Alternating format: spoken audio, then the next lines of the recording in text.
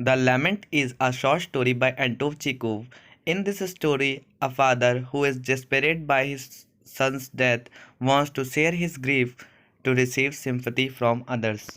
The Lament story tells about a father and his great despair for his dead son. ये कहानी हमें बताती है एक ऐसे पिता के बारे में जो अपने बेटे की मृत्यु से बहुत निराश हैं. Iona, the father, is a Russian sledge driver who desperately tried to share his grief with stranger. Iona, जो एक पिता बिना पहियों की गाड़ी के चालक हैं जिन्होंने अपने दुख के दूसरों के साथ साझा करने की बहुत कोशिश की. Iona wanted someone to listen to him, to somehow feel his grief in order for him to feel better. Iona चाहता थे कि कोई उनकी बात सुने, किसी तरह उसका दुख महसूस करे ताकि वह बेहतर महसूस कर सके. This reading shows the harshness of human nature. यह कहानी मानव स्वभाव की कठोरता को दर्शाती है. It takes a powerful look at human involvement and compassion toward one man's grief. यह एक व्यक्ति के दुख के प्रति मानवीय करुणा की कमी पर एक शक्तिशाली नज़र डालती है. Iona tries unsuccessfully 3 times to find an outlet to his pain. Iona अपने दर्द का हल निकालने के लिए 3 बार असफल कोशिश करते हैं. Only resorting to the faithful ear of his son does Iona reach resignation from the death of his son. पर आखिरी में केवल वह अपने वफादार घोड़े के कान तक उस दुख को पहुंचा पाते. Iona's first fare was a military officer. Iona का पहला किराया एक सैन्य अधिकारी था.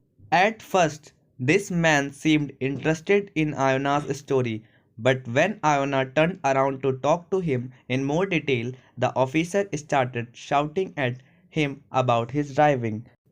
पहले तो इस आदमी को आयोना की कहानी में दिलचस्पी लग रही थी, लेकिन जब आयोना उससे और विस्तार से बात करने के लिए मुड़ा तो अधिकारी उस पर गाड़ी चलाने के बारे में चिल्लाने लगा. This resulted in the military officer turning Iona out. इसके परिणाम स्वरूप सैन्य अधिकारी ने आयोना को उसका दुख बांटने नहीं दिया. Iona's next fare was a 3 obnoxious young man. Iona का अगला किराया 3 लापरवाह युवक थे.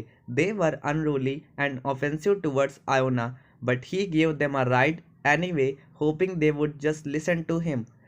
वे अनियंत्रित थे और आयोना के प्रति आक्रामक थे, लेकिन उसने उन्हें भी सवारी दी इस उम्मीद में कि वे सिर्फ उसकी बात सुनेंगे. Unfortunately, one of the men replied, "We shall all die," and Iona received no sympathy from them. दुर्भाग्य से उन तीनों में से एक ने बोला, हम सब मर जाएंगे, और आयोना को उनसे भी सहानुभूति नहीं मिली.